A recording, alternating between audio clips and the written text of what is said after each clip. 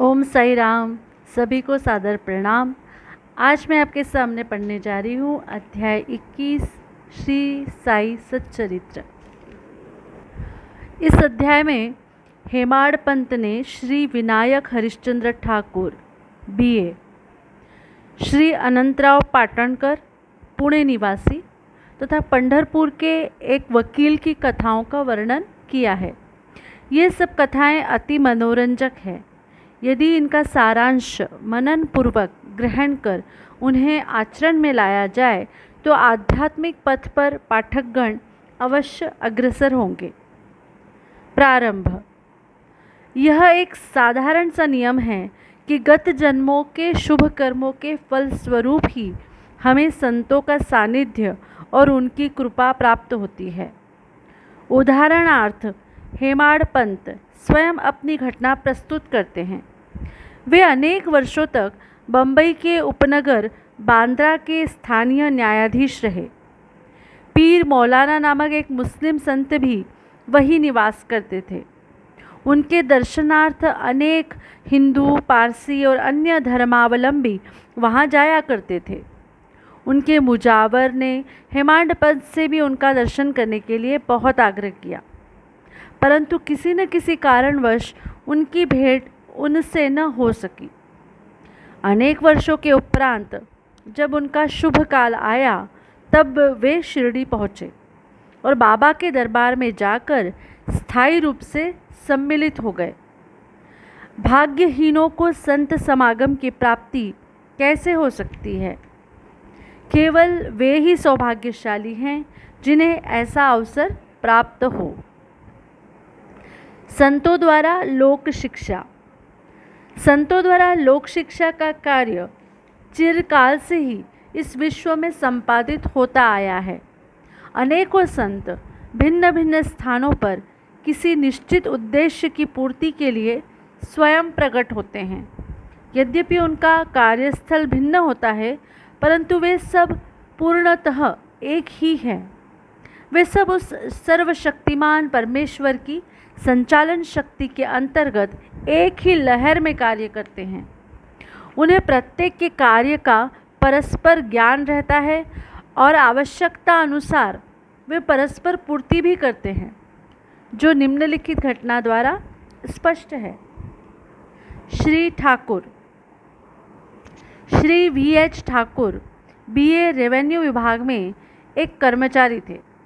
वे एक समय भूमि मापक दल के साथ कार्य करते हुए बेलगांव के समीप वड़गांव नामक ग्राम में पहुँचे।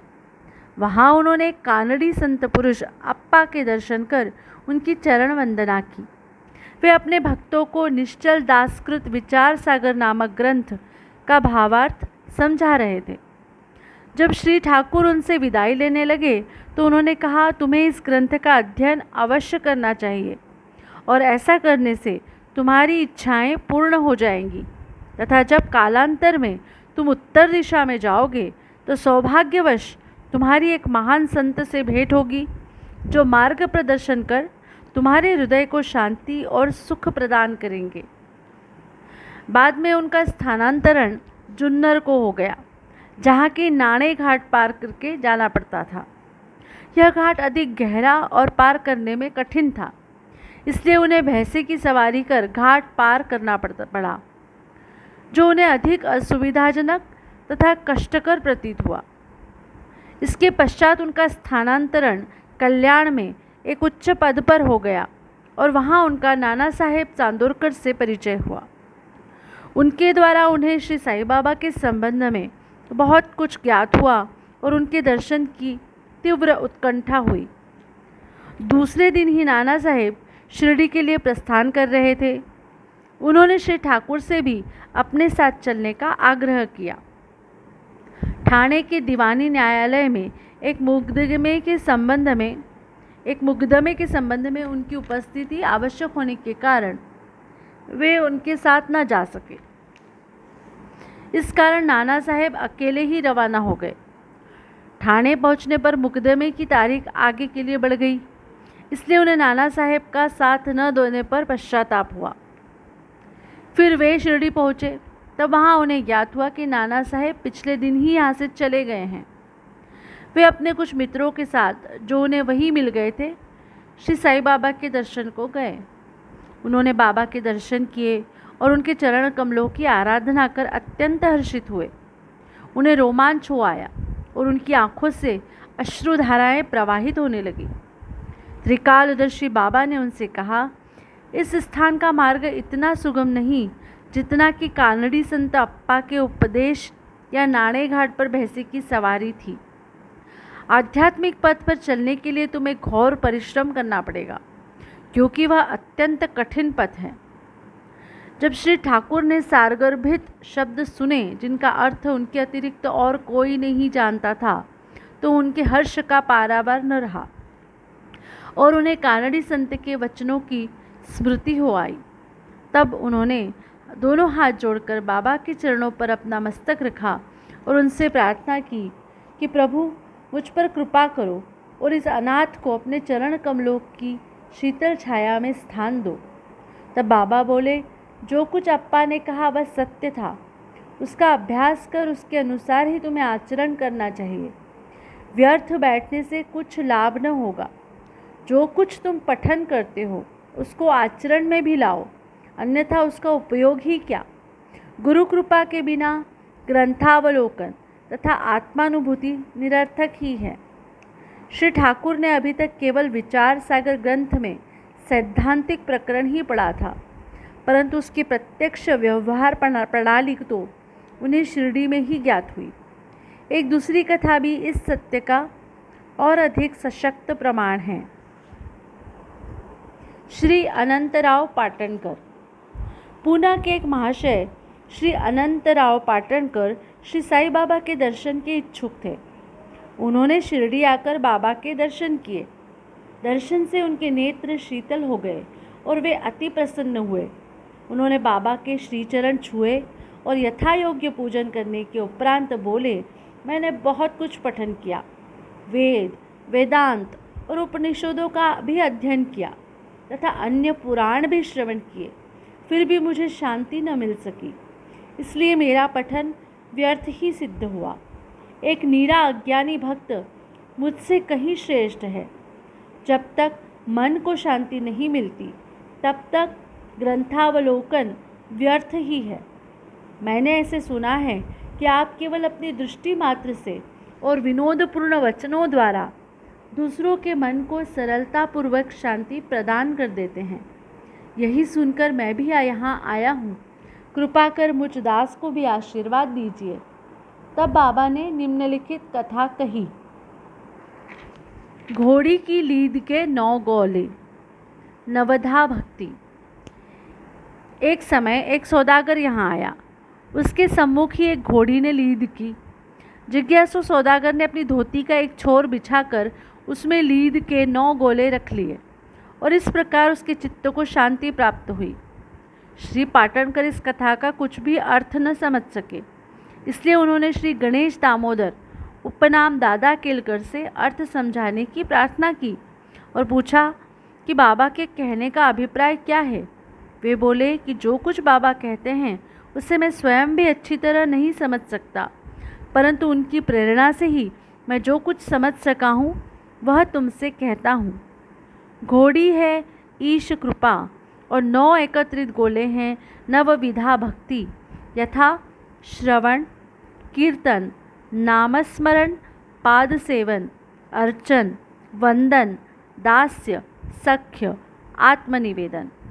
ये भक्ति के 9 प्रकार हैं। इनमें से यदि एक को भी सत्यता से कार्य रूप में लाया जाए तो भगवान श्रीहरि अति प्रसन्न होकर भक्त के घर प्रकट हो जाएंगे। समस्त साधनाएं अर्थात जप, तप, योगाभ्यास तथा वेदों के पठन पाठन में जब तक भक्ति का संपुट न हो बिल्कुल शुष्क ही है। वेद ज्ञानी या ब्रह्मज्ञानी की कीर्ति भक्ति भाव के अभाव में निरर्थक है। आवश्यकता है तो केवल पूर्ण भक्ति की। अपने को भी उसी सौदागर के समान ही जानकर और व्यग्रता तथा उत्सुकता पूर्वक सत्य को खोजकर 9 प्रकार की भक्ति को प्राप्त करो, तब कहीं तुम्हें दृढ़ता तथा मानसिक शांति प्राप्त होगी। दूसरे दिन जब श्री पाटणकर बाबा को प्रणाम करने गए तो बाबा ने पूछा कि क्या तुमने लीद के 9 गोले एकत्रित किए?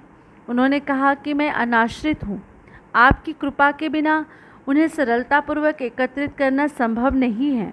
बाबा ने उन्हें आशीर्वाद देकर सांत्वना दी कि तुम्हें सुख और शांति प्राप्त हो जाएगी, जिसे सुनकर श्री पाटणकर के हर्ष का पारावार न रहा। पंढरपुर के वकील। भक्तों के दोष दूर कर उन्हें उचित पथ पर ला देने की बाबा की त्रिकालज्ञता की एक छोटी सी कथा का वर्णन कर इस अध्याय को समाप्त करेंगे। एक समय पंढरपुर से एक वकील शिरडी आए। उन्होंने बाबा के दर्शन कर उन्हें प्रणाम किया तथा कुछ दक्षिणा भेंट देकर एक कोने में बैठ वार्तालाप सुनने लगे। बाबा उनकी ओर देखकर कहने लगे कि लोग कितने धूर्त हैं जो यहाँ आकर चरणों पर गिरते और दक्षिणा देते हैं, परंतु पीठ पीछे गालियाँ देते रहते हैं। कितने आश्चर्य की बात है ना। यह पगड़ी वकील के सिर पर ठीक बैठी और उन्हें उसे पहननी पड़ी। कोई भी इन शब्दों का अर्थ न समझ सका, परंतु वकील साहब इसका गूढ़ार्थ समझ गए। फिर भी वे सिर झुकाकर बैठे ही रहे। वाड़े लौटकर वकील साहब ने काका साहेब दीक्षित को बतलाया कि बाबा ने जो कुछ उदाहरण दिया और वह मेरी ही ओर लक्ष्य कर कहा गया था, वह सत्य है। वह केवल चेतावनी ही थी कि मुझे किसी की निंदा नहीं करनी चाहिए। एक समय जब उप न्यायाधीश श्री नुलकर स्वास्थ्य लाभ करने के लिए पंढरपुर से शिरडी आकर ठहरे तो बार रूम में उनके संबंध में चर्चा हो रही थी।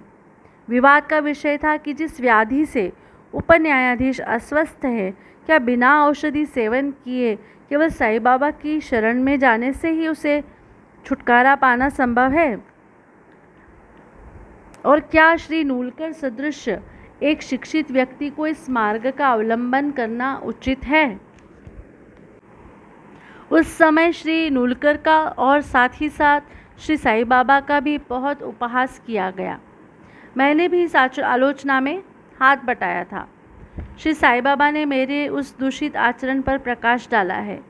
यह मेरे लिए उपहास नहीं वरन एक उपकार है, जो केवल उपदेश है कि मुझे किसी की निंदा न करनी चाहिए और न ही दूसरों के कार्यों में विघ्न डालना चाहिए। शिरडी और पंढरपुर में लगभग 300 मील का अंतर है। फिर भी बाबा ने अपनी सर्वज्ञता द्वारा जान लिया कि बार रूम में क्या चल रहा था। मार्ग में आने वाली नदियाँ, जंगल और पहाड़ उनकी सर्वज्ञता के लिए रोड़ा न थे। वे सबके हृदय की गुह्य बात जान लेते थे और उनसे कुछ छिपा न था। समीपस्थ या दूरस्थ प्रत्येक वस्तु उनके लिए दिन के प्रकाश के समान प्रकाशवान थी तथा उनकी सर्वव्यापक दृष्टि से ओझल न थी। इस घटना से वकील साहब को शिक्षा मिली कि कभी किसी का छिद्रान्वेषण एवं निंदा नहीं करना चाहिए। यह कथा केवल वकील साहब के लिए ही नहीं वरन सबके लिए शिक्षाप्रद है। श्री साईं बाबा की महानता कोई न आंक सका और न ही उनकी अद्भुत लीलाओं का अंत ही पा सका। उनकी जीवनी भी तदनुरूप ही है, क्योंकि वे परब्रह्म स्वरूप हैं। श्री सद्गुरु साईनाथ अर्पणमस्तु। शुभम भवतु।